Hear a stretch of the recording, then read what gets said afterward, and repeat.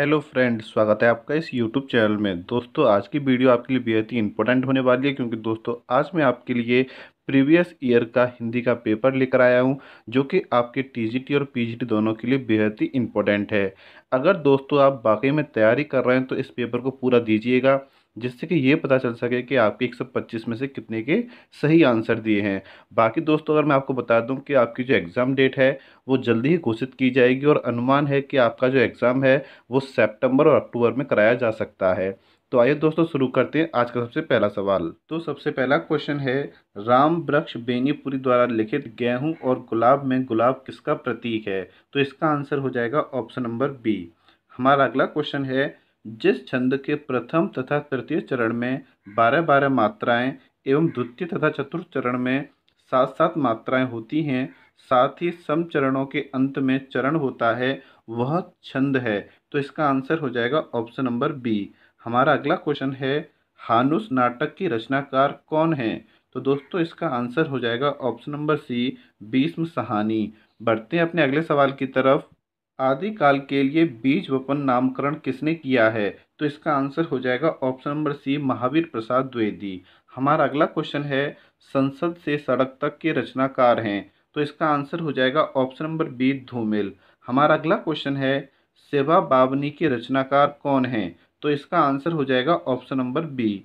हमारा अगला क्वेश्चन है, निम्नांकित में से कौन कथाकार नहीं है? तो इसका आंसर हो जाएगा option number C, Nirmala Jain. हमारा आठवां क्वेश्चन है, त्रिवेणी में किस तीन महान कवियों की समीक्षा प्रस्तुत की गई है? तो इसका आंसर हो जाएगा ऑप्शन नंबर बी।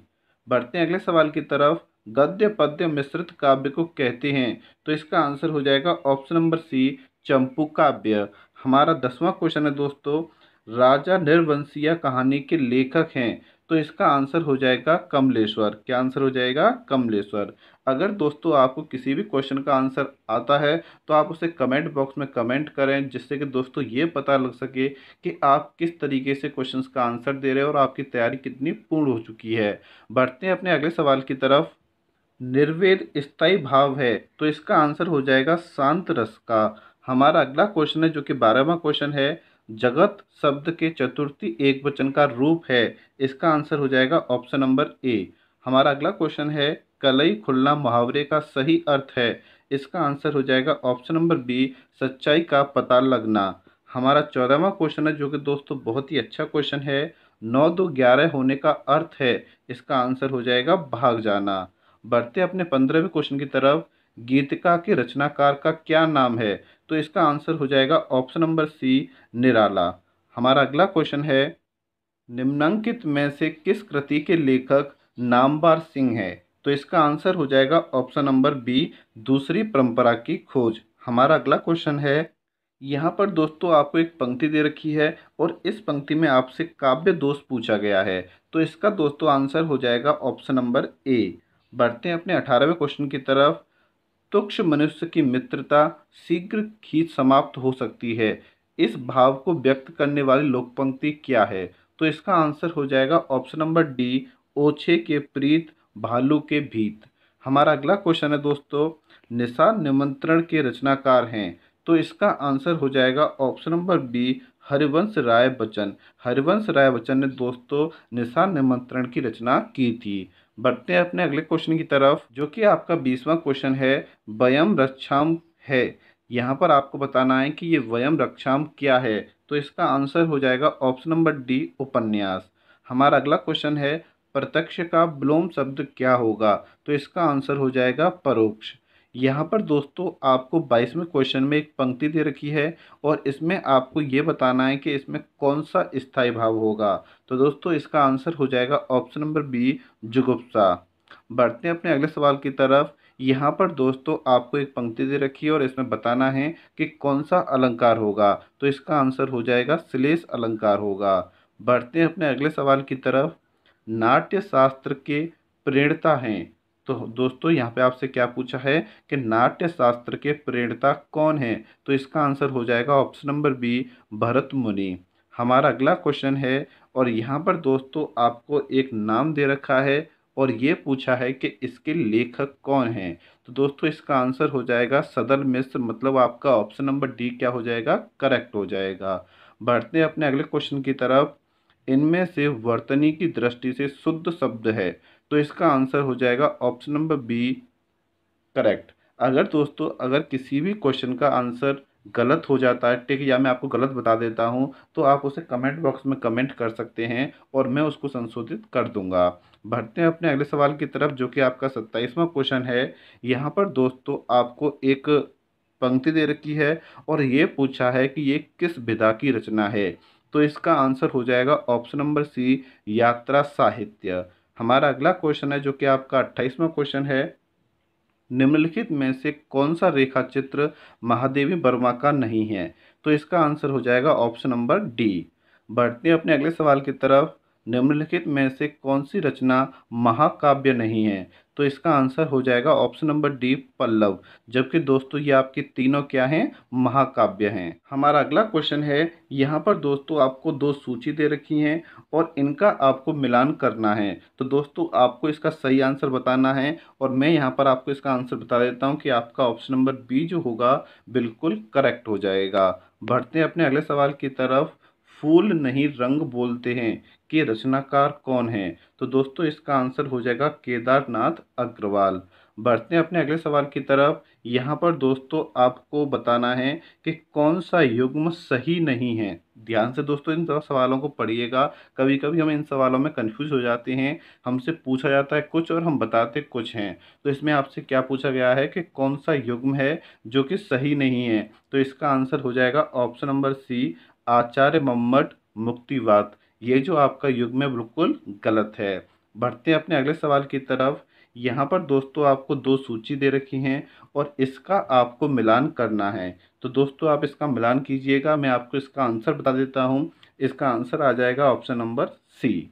बढ़ते हैं अपने अगले सवाल की। प्रेमाख्यान काव्य परंपरा का मुख्य दर्शन है। तो इसका आंसर हो जाएगा ऑप्शन नंबर ए। बढ़ते हैं अपने अगले सवाल की तरफ। यहाँ पर दोस्तों आपको बताना है कि कौन सा कथन असत्य होगा। तो दोस्तों मैं आपको इसको पूरा पढ़वाता हूँ। पहले आप ऑप्शन नंबर ए को चेक कर लीजिए, फिर आप बी को चेक कर लीजिए। अब मैं आपको दिखाता हूँ इसका सी और डी। दोस्तों 35वें क्वेश्चन का ये आपका ऑप्शन नंबर सी है और ये आपका ऑप्शन नंबर डी है। यहाँ पर आपका करेक्ट आंसर हो जाएगा ऑप्शन नंबर डी, केशव रीति मुक्त धारा के कवि हैं। ये आपका क्या हो जाएगा, असत्य हो जाएगा। बढ़ते हैं अपने अगले सवाल की तरफ। हिंदी का प्रथम पत्र उद्दंड मार्तंड प्रकाशित होता था। तो इसका आंसर हो जाएगा ऑप्शन नंबर बी, साप्ताहिक। हमारा अगला क्वेश्चन है, निराला की कविता राम की शक्ति पूजा पर किस रचना का सर्वाधिक प्रभाव है। तो इसका आंसर हो जाएगा ऑप्शन नंबर डी। बढ़ते हैं अपने अगले सवाल की तरफ। निम्नलिखित में से कौन सा कवि दूसरा सप्तक में सम्मिलित नहीं था। तो इसका आंसर हो जाएगा ऑप्शन नंबर डी, मुक्तिबोध। हमारा अगला क्वेश्चन है, निम्नांकित में से कौन सा काव्य ग्रंथ नहीं है। तो इसका आंसर हो जाएगा ऑप्शन नंबर सी। अगर दोस्तों आपको किसी भी क्वेश्चन में कोई डाउट है तो आप कमेंट बॉक्स में कमेंट कर सकते हैं, मैं आपके हर कमेंट का रिप्लाई करता हूं। बढ़ते हैं अपने 40वें क्वेश्चन की तरफ। निम्नांकित में से किस पत्रिका के संपादक भारतेंदु हरिश्चंद्र थे। तो इसका आंसर हो जाएगा ऑप्शन नंबर डी। हमारा 41वां क्वेश्चन है, जय मयंक जस चंद्रिका के रचयिता का नाम क्या है। तो इसका आंसर हो जाएगा ऑप्शन नंबर डी, मधुकर कवि। यहाँ पर दोस्तों जितने भी सवाल आपके आए हैं, अभी तक मैंने आपको बहुत सारे सवालों का जवाब पहली वीडियो में दे दिया था, क्योंकि मैं आपको यूपीटीसीटी की तैयारी करा रहा हूं। और अगर आपने उन वीडियो को नहीं देखा है तो जाकर देखिएगा। अगर आपने वो वीडियो देख ली दोस्तों तो आपका सिलेक्शन कोई भी नहीं रोक सकता है। हमारा अगला क्वेश्चन है, जो कि आपका 42वां क्वेश्चन है। यहाँ पर दोस्तों आपको बताना है कि ये जो कथन दे रखा है ये किसका कथन है। तो इसका आंसर हो जाएगा ऑप्शन नंबर सी। बढ़ते हैं अपने अगले सवाल की तरफ। गोस्वामी तुलसीदास ने रामचरितमानस की रचना किस संबंध में की थी। तो इसका आंसर हो जाएगा ऑप्शन नंबर ए। हमारा अगला क्वेश्चन है, जो कि 44वां क्वेश्चन है। आचार्य रामचंद्र शुक्ल ने रीति काल का प्रवर्तक आचार्य किसे माना है। तो इसका आंसर हो जाएगा ऑप्शन नंबर सी, चिंतामणि को। बढ़ते हैं अपने अगले सवाल की तरफ। निम्नलिखित शब्दों में से पुल्लिंग शब्द का चयन कीजिए। तो दोस्तों इसका आंसर हो जाएगा सूची पत्र। हमारा 46वां क्वेश्चन है, जय पराजय में कौन सा समास है? तो इसका आंसर हो जाएगा ऑप्शन नंबर सी, द्वंद्व समास है। सु आगतम में कौन सी संधि है? तो इसका आंसर हो जाएगा यण संधि है। दोस्तों, आपके पेपर में कुछ क्वेश्चन तो इतने आसान आते हैं कि आप उसको देखते ही सॉल्व कर सकते हो। बढ़ते हैं अपने 48वें क्वेश्चन की तरफ। कवित रत्नाकर के रचनाकार हैं? तो इसका आंसर हो जाएगा ऑप्शन नंबर बी, सेनापति। हमारा 49वां क्वेश्चन है, अष्टछाप के प्रमुख कवि नंददास किसके शिष्य थे? तो इसका आंसर हो जाएगा ऑप्शन नंबर बी, विट्ठलनाथ। हमारा 50वां क्वेश्चन है दोस्तों, कबीर वाणी के डिटेक्टर थे, यह अभिनत किस आलोचक का है? तो इसका आंसर हो जाएगा option number C, doctor Hazari Prasad Dwivedi. हमारा अगला क्वेश्चन है, इनमें से कौन सा कवि अभिनव जयदेव की उपाधि से विभूषित था? तो इसका आंसर हो जाएगा ऑप्शन नंबर ए, विद्यापति। हमारा अगला क्वेश्चन है, मुक्त छंद के प्रणेता हैं?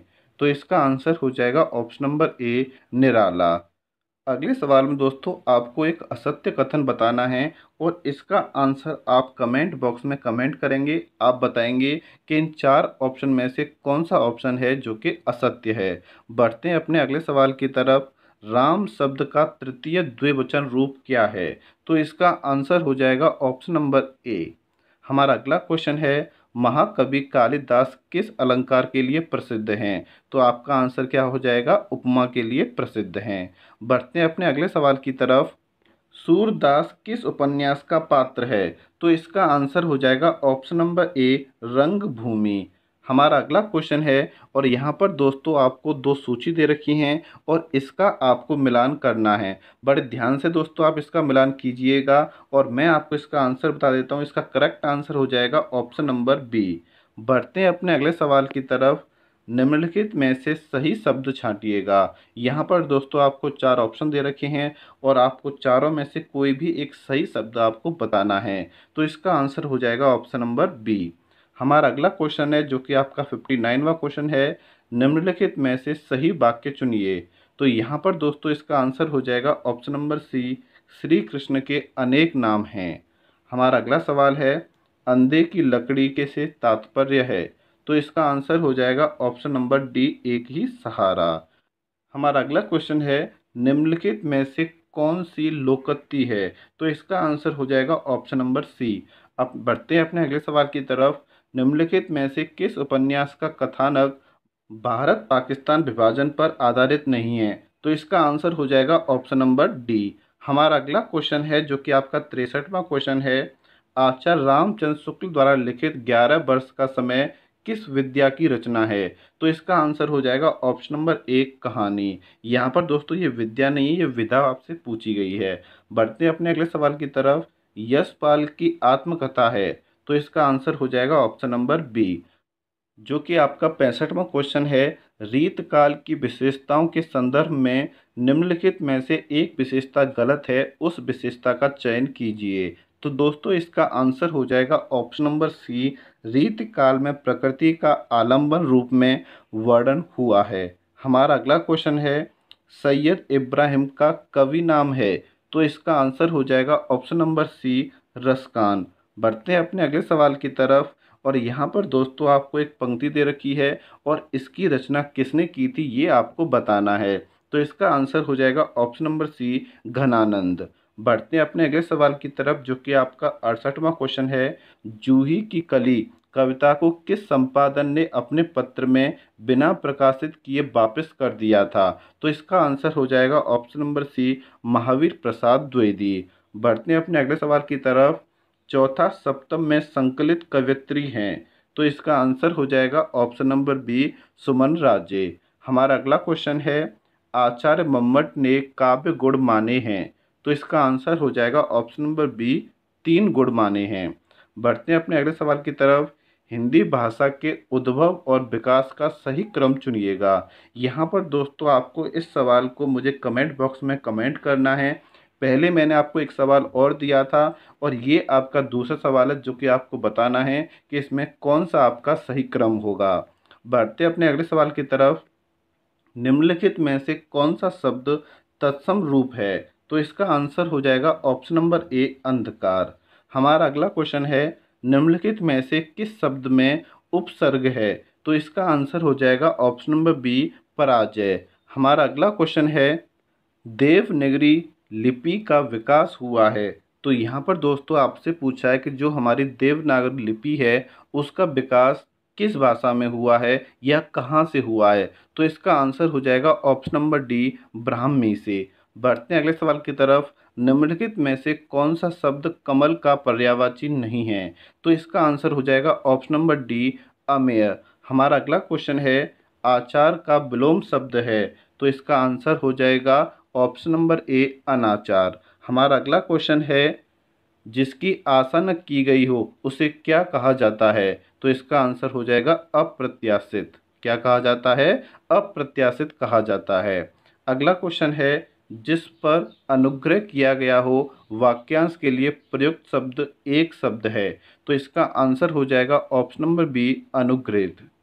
हमारा अगला क्वेश्चन है, निम्नलिखित में से कौन सा शब्द पताका का पर्यायवाची नहीं है?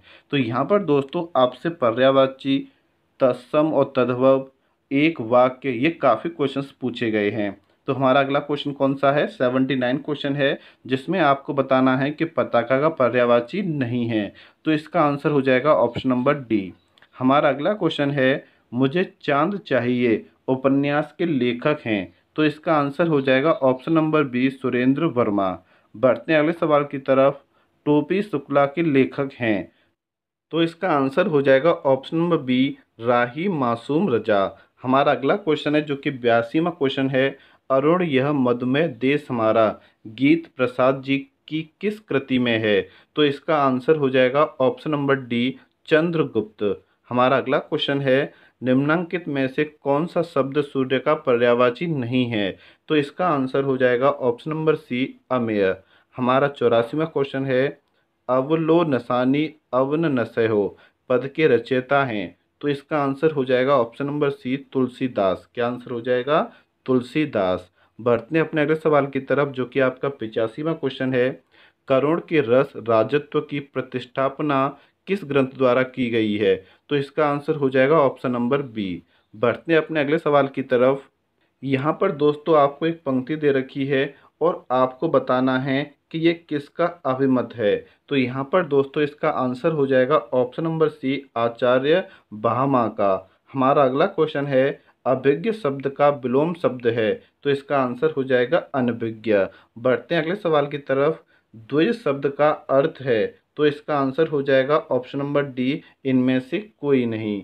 बढ़ते हैं अगले सवाल की तरफ। अकरोह रूप है। तो यहाँ पर दोस्तों आपको बताना है कि अकरोह रूप कौन सा रूप है? तो इसका आंसर हो जाएगा ऑप्शन नंबर बी, क्र धातु, लोट लकार, मध्यम पुरुष और एक वचन है। बढ़ते हैं अगले सवाल की तरफ। मार्ग के दोनों तरफ वृक्ष है का संस्कृत में अनुवाद होगा। तो इसका आंसर हो जाएगा ऑप्शन नंबर ए। बढ़ते हैं अगले सवाल की तरफ। भविष्यत कहा के रचनाकार हैं। तो इसका आंसर हो जाएगा ऑप्शन नंबर सी, धनपाल। यहाँ पर दोस्तों मैंने आपको बहुत सारे सवाल हैं जो कि मैंने आपको पहले ही करा दिए हैं। अगर आपने उन वीडियो को नहीं देखा है तो मैं बार बार आपसे कहूँगा उन वीडियो को जाकर देखें, क्योंकि आप बहुत कुछ मिस कर रहे हैं। बढ़ते हैं अपने अगले सवाल की तरफ। आचार्य भिखारी दास कृत प्रमुख काव्य शास्त्रीय ग्रंथ है। तो तो इसका आंसर हो जाएगा काव्य निर्माण। आपका ऑप्शन बी क्या हो जाएगा? करेक्ट हो जाएगा। बढ़ते हैं अगले सवाल की तरफ। कामयानी को छायावाद का उपनिषेध किसने कहा है? तो इसका आंसर हो जाएगा ऑप्शन नंबर डी। बढ़ते हैं अपने अगले सवाल की। हिंदी साहित्य के इतिहास ग्रंथ हिंदी साहित्य विमर्श के लेखक हैं। तो इसका आंसर हो जाएगा option number D, Padumlal Punnalal Bakshi. बढ़ते हैं अपने अगले सवाल की तरफ। यहाँ पर दोस्तों आपको दो सूची दे रखी है और आपको इसका मिलान करना है कि कालिदास जो है उन्होंने किसकी रचना की थी, माघ ने किसकी रचना की थी, भवभूति ने किसकी रचना की थी और दंडी ने किसकी रचना की थी। तो दोस्तों इसका करेक्ट आंसर हो जाएगा ऑप्शन नंबर बी। बढ़ते हैं अपने अगले सवाल की तरफ।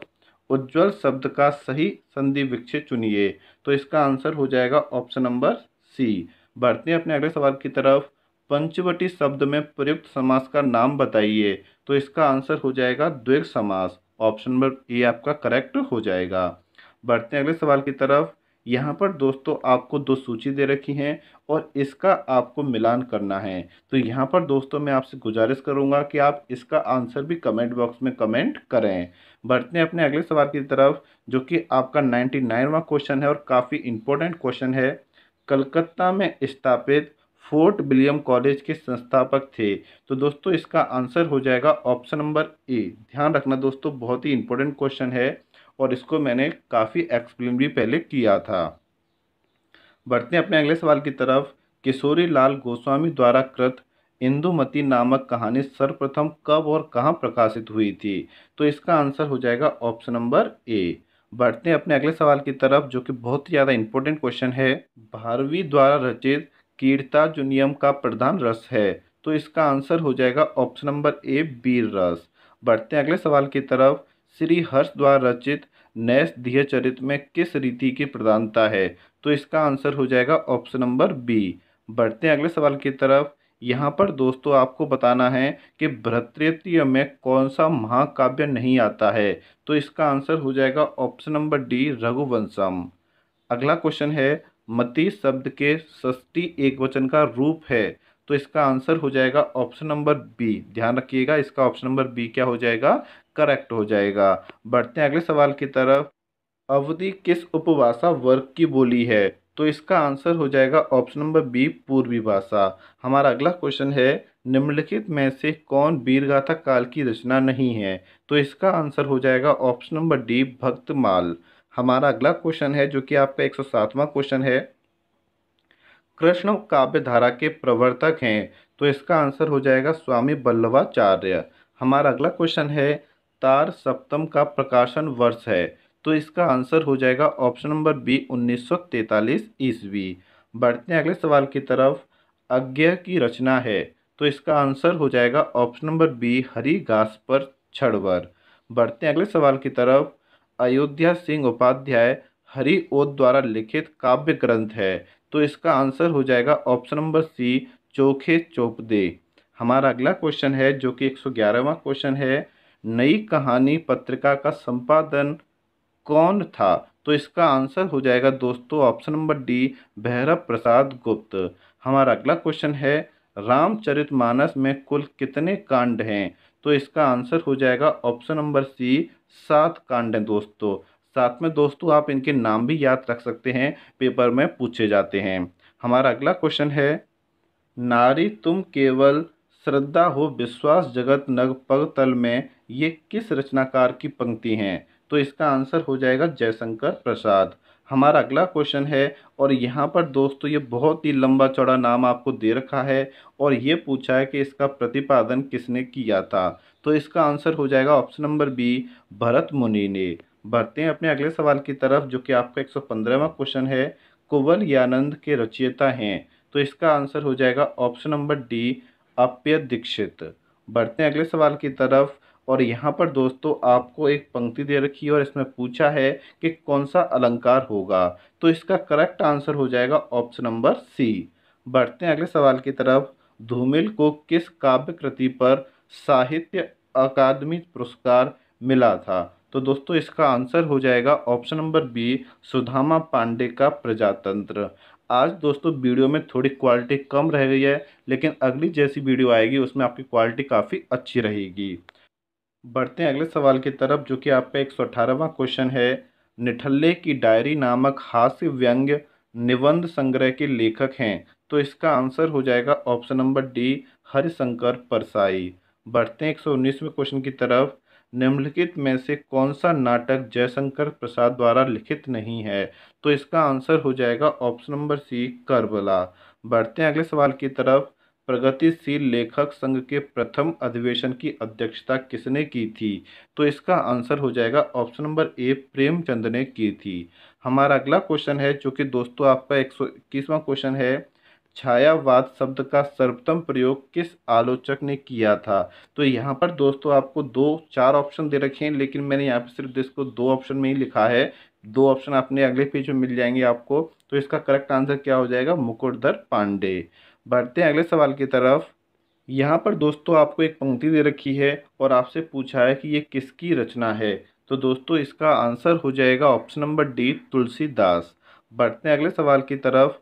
निम्नलिखित में से संत काव्य परंपरा के अंतर्गत न आने वाले कवि का नाम है। तो इसका आंसर हो जाएगा नंददास। ऑप्शन नंबर डी आपका क्या हो जाएगा, करेक्ट हो जाएगा। बढ़ते हैं अपने 124वें क्वेश्चन की तरफ। और यहाँ पर दोस्तों आपको दो सूची दे रखी हैं जो कि आपको कंप्लीट दिखाई नहीं दे रही होगी। मैं इसको छोटा सा कर देता हूँ जिससे आपको दिखाई देने लग जाए। तो यहाँ पर दोस्तों आपको दिखाई दे लग गया होगा कि 124वां क्वेश्चन है जिसमें सूची 1 और सूची 2 आपको दे रखी हैं और इसका आपको मिलान करना है। तो दोस्तों आप इसका मिलान कीजिएगा। इसका जो करेक्ट आंसर हो जाएगा वो हो जाएगा ऑप्शन नंबर डी। मैं यहाँ पे आपको दिखा देता हूँ, आपका जो ऑप्शन नंबर डी होगा बिल्कुल करेक्ट हो जाएगा। बढ़ते हैं अगले सवाल की तरफ। इत्यादि शब्द का सही संधि विच्छेद क्या होगा।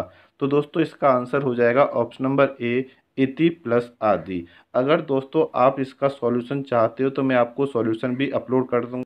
दोस्तों आपने 125 में से कितने का सही जवाब दिया है इसको कमेंट करके जरूर बताएं। थैंक यू वेरी मच दोस्तों।